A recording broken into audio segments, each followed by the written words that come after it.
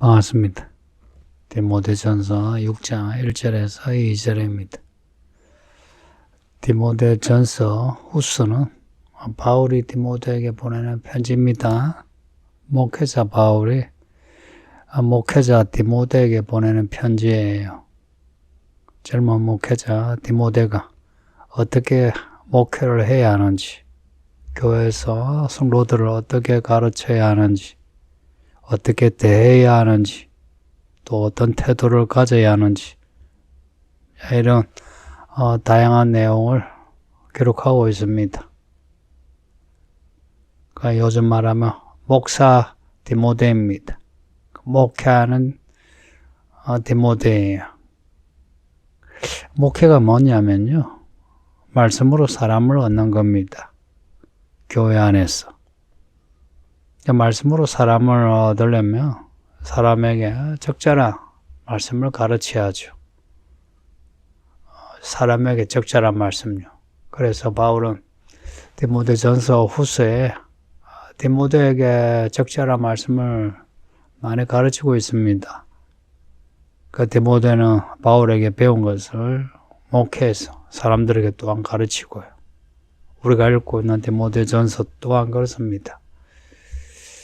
앞에 읽었던 디모데전서 부분을 간단히 정리하면요, 1장에서요, 신하와 끝없는 족보에 몰두하지 말게 해라. 성도들이 신하나 족보, 요즘 말하면 인문학이라든지 문화, 바깥 문화에 대해서 너무 신경 써서 그걸 교회 안에서까지 들고 들어오지 않도록 하라는 겁니다. 그 성도들에게 말씀과 기도 강조하라는 거예요. 그 믿음과 착한 양식. 이게 1장의 내용이고요. 그 2장에 보면 남자와 여자들에 대해서 교회 안에 어떻게 해야 하는지 가르치고 있습니다. 그 2장 8절에 남자들에 대한 구절 한 구절인데 임팩트가 큰 구절입니다. 남자들은 다툼이 없이 거룩한 손을 들어 기도하라 합니다. 주로 싸우는 거는 남자들이죠. 여자들은 뒤에서 수근거리고, 그 남자들 그렇게 싸우지 말고 손들어 기도하라는 겁니다. 이 교회 남자들 여자들 수근거리지 말고 교회 안에서 무슨 힘겨루게 하지 마시고 거룩한 손을 들어 기도하길 바랍니다. 그리고 3장에서 감독과 집사의 요건에 대해서 이 요건을 축소시키지 마시고 그대로 받아들이시고, 혹은 이 요건에 더 많은 것을 확장시켜서 받아들이셔야 합니다. 또 교회는 사람의 모임이 아니죠. 경건의 비밀을 가진 진리의 기둥과 터죠. 하나님의 집입니다. 그러니까 하나님의 집이니까 내 집처럼 여기면 안 돼요. 하나님의 집에 하나님을 두려워해야죠. 4장에 와서는 말씀과 기도를 강조합니다. 가끔 사람들이 특히 이제 구약의 말씀을 가지고 와가지고 이거는 먹어도 된다, 먹으면 안 된다, 이거는 하면 된다, 하면 안 된다, 여러 가지 주장을 하는데, 이제 그런 주장 하지 않도록 성도들에게 말씀과 기도 강조하라는 겁니다. 왜냐? 말씀과 기도로 거룩해지거든요. 경건의 훈련, 육체의 훈련 말고 경건의 훈련, 이 경건의 훈련 또한 말씀과 기도로 됩니다. 성도님들 말씀과 기도 힘쓰시길 바랍니다. 그리고 5장에 와서는 늙은 여자와 늙은 남자들, 젊은 여자, 젊은 남자들에 대해 어떻게 대해야 하는지, 또 과부를 대하는 문제도 상세히 가르치고 있습니다. 또 그 뒤에는 장로를 대하는 태도를 말씀하고 있고요. 오늘 6장에서는 종에 대한 태도입니다. 결국 이 디모데전서 전체 내용을 보면 목회에서 가장 중요한 게 뭐냐? 말씀과 기도, 믿음과 착한 양식인 것이고, 그리고 감독과 집사, 교회 일꾼을 세울 때 이런 요건에 사람을 세우고 또 사람을 대할 때에 교회 안의 사람이 교회 안의 사람을 대할 때 어떻게 대해야 하는지 결국 사람에 대한 내용입니다. 우리가 다 사람이잖아요. 내가 어떤 사람이 되어야 하는지 그리고 여러 사람들을 대할 때 어떻게 대해야 하는지 말씀하는데요. 이런 내용에서 예를 들어서 바울이 오늘 본문 같으면 종에 대한 태도를 이렇게 가르쳐라 하죠. 그러니까 디모데가 어떻게 가르쳐야 하는지 내용이지만 종의 입장에서는 내가 어떻게 해야 되겠구나 하고 종의 입장에서 배울 수 있는 거죠. 늙은 여자와 늙은 남자들에 대한 내용에서도 감독과 집사에 대한 내용에서도 이런 사람을 감독과 집사를 뽑아라 혹은 뭐 늙은 여자나 늙은 남자나 이렇게 대하라 하는 그 내용에서 늙은 여자가 된 분들은 내가 이렇게 처신해야 되겠구나 혹은 감독이나 집사 인부는 내가 이런 사람이 되어야 되겠구나 하고 배울 수 있는 거죠. 성경을 읽기 하시면서요, 나는 여기 해당하지 않아 하고 그 내용에서 나를 제외시킬 수 있는 구절은 하나도 없습니다. 가끔 성도들이 죄 이야기, 허물 같은 이런 부정적인 이야기 나오면 나는 여기 해당되지 않아 하는 분이 있어요. 아직 철이 안 든 분이죠. 그거는 인간적으로도 철이 안 들었고요. 믿음에서도 아직 어린 거죠. 성경은 모든 구절에서 우리 모두를 말씀하고 있습니다. 그래서 모든 구절에서 우리는 나를 발견해야 돼요. 그리고 하나님의 말씀을 들을 수 있어야 되고요.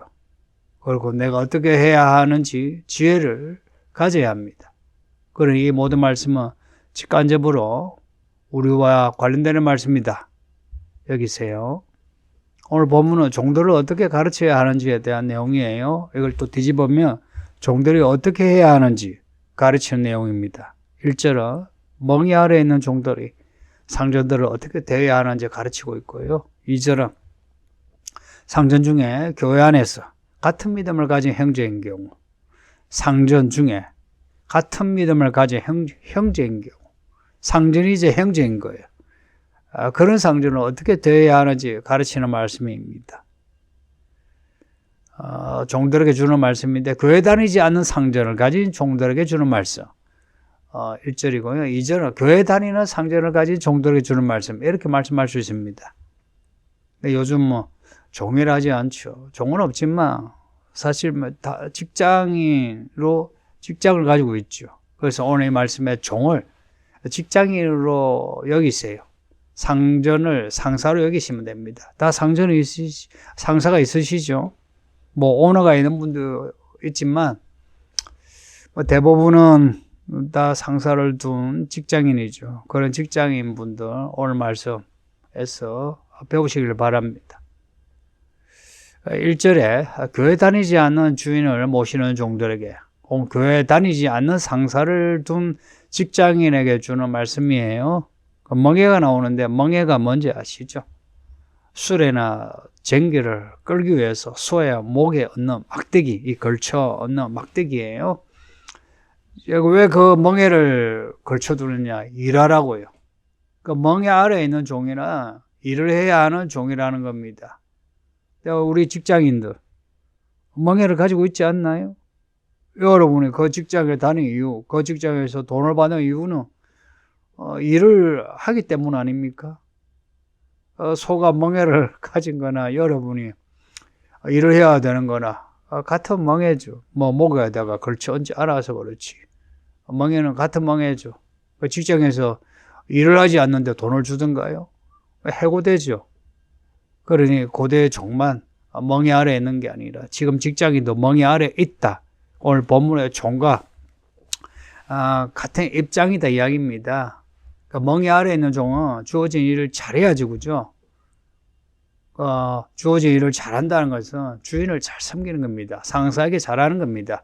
직장에 다니는데 상사에게 잘 못하는데 일 잘하는 직장인이 있을 수 없습니다.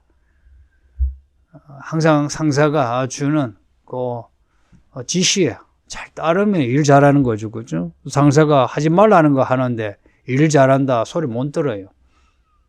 그러니까 그런 상사를 대하는 문제에서 기본이 뭐냐? 범사에 마땅히 공경해야 한답니다. 범사에 마땅히 공경하다. 이 공경하다는 말 있죠. 이것의 히브리어로는요, 왕자를 모시듯이 섬기는 겁니다. 왕자. 사실 이 단어는요, 왕자가 나라를 다스리는 그런 단어예요. 그 밑에 있는 사람이 그 왕자를 대할 때 어떻게 대해야 되겠습니까?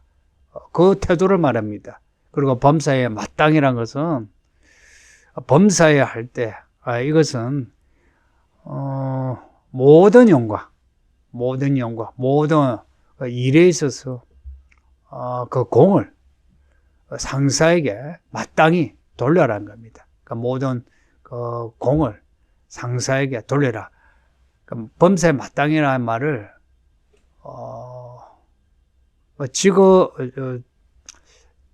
그대로 번역을 하면 모든 영광을 받을 만한 가치가 있는 상사로 여겨라는 겁니다. 그래서 상사를 왕처럼 모시라는 겁니다. 좀 듣기 불편하시죠?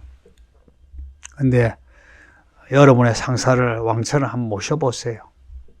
여러분의 공을 상사에게도 한번 돌려보세요. 좀 아깝긴 하지만, 근데요, 하루 이틀 직장 생활을 할 거 아니고요. 1년, 2년, 10년도 할 수도 있고요. 그러면은 결국은 그 이상의 것을 받게 됩니다. 그 이상의 것이 돌아오게 되어 있어요.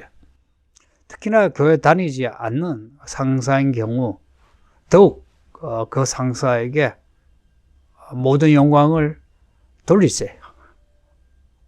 그것을 마땅히 돌려야 되는 것처럼 그 상사에게 잘 순종하시고 또 여러분이 가지고 있는 공을 그 상사에게 한번 돌려보세요.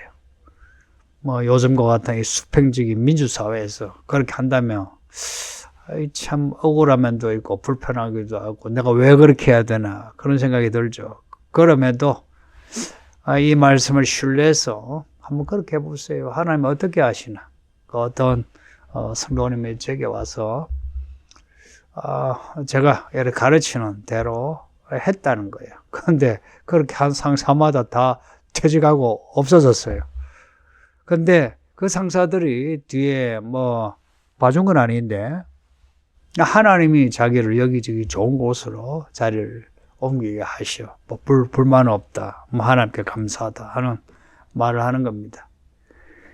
그렇습니다. 안 믿는 상사에게 잘하는 거, 그 상사가 직접 우리에게 다시 잘해준다, 보답한다, 그것도 기대하지 마. 그게 기대가 안 되어도 괜찮아요. 하나님이 해주십니다. 대신에 교회 안 다니는 상사에게 욕은 먹지 마세요. 욕 먹지 말라고 지금 이야기하는 겁니다. 교회 다니는 사람은 다 그렇나, 교회에서 그렇게 가르치던가 이런 말 듣지 않아야 됩니다. 직장인만이 아니라 가정에서도 이런 말 들으면 안 돼요. 하나님의 의를 행하다가 세상에 박해를 받는 거는 괜찮아요. 근데 우리가 의무를 다하지 못해, 일을 잘 못해서 그런 욕을 얻으면은 그거는 하나님의 이름을 우리가 먹칠하는 겁니다. 우리가 만일에 직장에서 일 잘해가지고 상사에게 혹은 오너에게 유익을 끼쳤다. 우리를 싫어하겠습니까? 좋아하죠. 그렇게 우리를 좋아하도록 하라는 겁니다. 그래 믿지 않는 상사를 둔 우리 성도님들 열심히 일하세요. 그리고 2절 교회 다니는 주인을 모시는 교회 다니는 상사를 둔 경우 이제 그런 종들, 그런 직장인에게 주는 말씀이에요. 직장에서는 위에 상사예요. 그래서 꾸실꾸실 과장님, 이사님 하면서 명령을 받는 입장이에요. 그런데 교회 오니까 같은 형제입니다. 수평적이죠. 혹은 그 직장의 상사가 나보다 늦게 들어왔다. 나는 이제 장로해. 그런데 그 상사가 이제 들어온 새신자다 할 때 장로가 새신자 교육하는 경우도 있죠. 그런 이제 관계가 되면 직장에서의 관계하고 이게 뒤바뀌는 거 아니에요? 그러면 좀 불편할 수 있죠.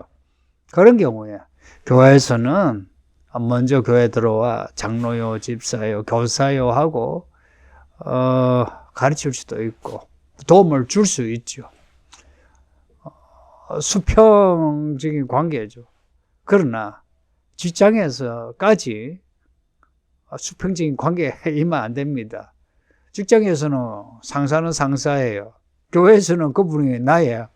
내 목장에 양이라 해도 직장에서는 그분이 상사면 상사로 대해야 합니다. 내가 그분 앞에 엎드려서 마땅히 그분을 공경해야 합니다. 이거 처신 잘해야 돼요. 우리 한국교회 성도들이 약한 게 이런 문제에 약합니다. 이 공사가 분명하지 않아요. 교회에서 같은 형제이면 직장에서도 같은 형제인 줄 알고 함부로 대해요. 이거 이제 또 반대로 이야기하면 직장에서 밑에 사람을요, 교회에서 또한 밑에 사람으로 여겨요. 교회에서 그런 거 있죠. 앉아가지고 김 과장 열로 봐 그래. 교회에서 또 혹은 교회에서 아이고 장모님 이래요. 성도님들 그렇게 참박하지 마세요. 그렇게 하는 거 아니거든요.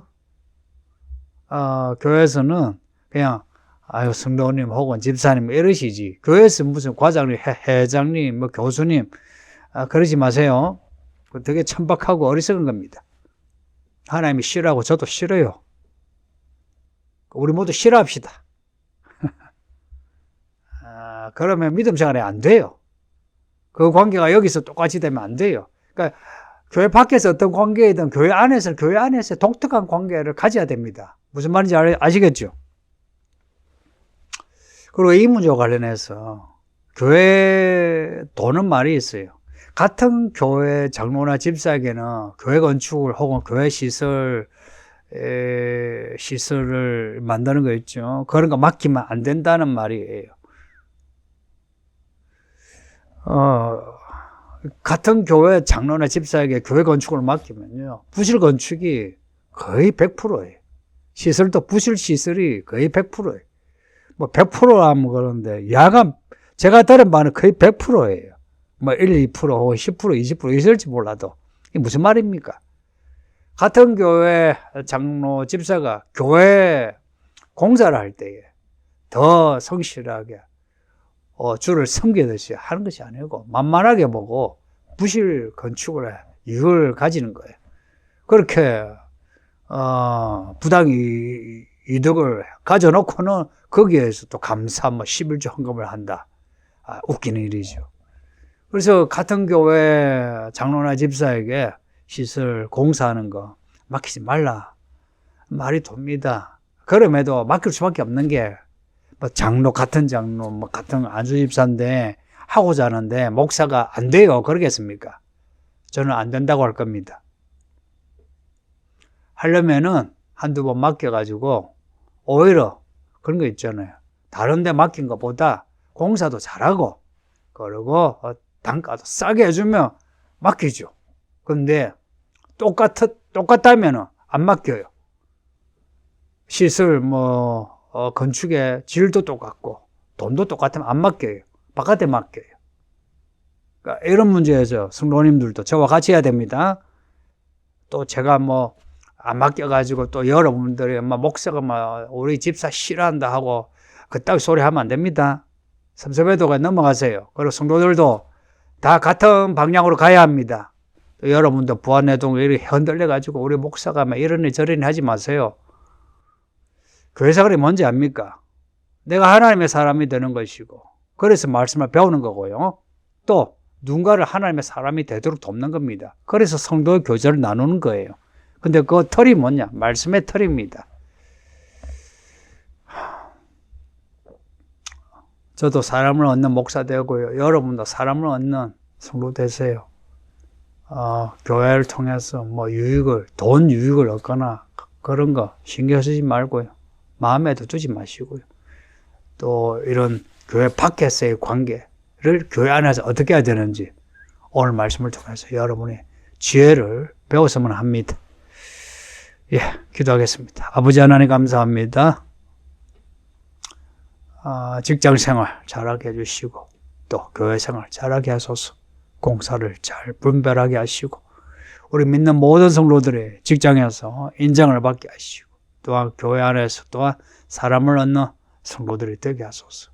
어느 경우에서든지 우리 믿는 사람들이 하나님의 이름을 먹칠하거나 교회 안에 성도들에게 상처를 주는 일이 없도록 하옵소서. 이 교회가 주의 몸된 교회이니 주께서 말씀하시는 대로 성도들에게 다 내려가게 하소서. 예수님 이름으로 기도합니다. 아멘.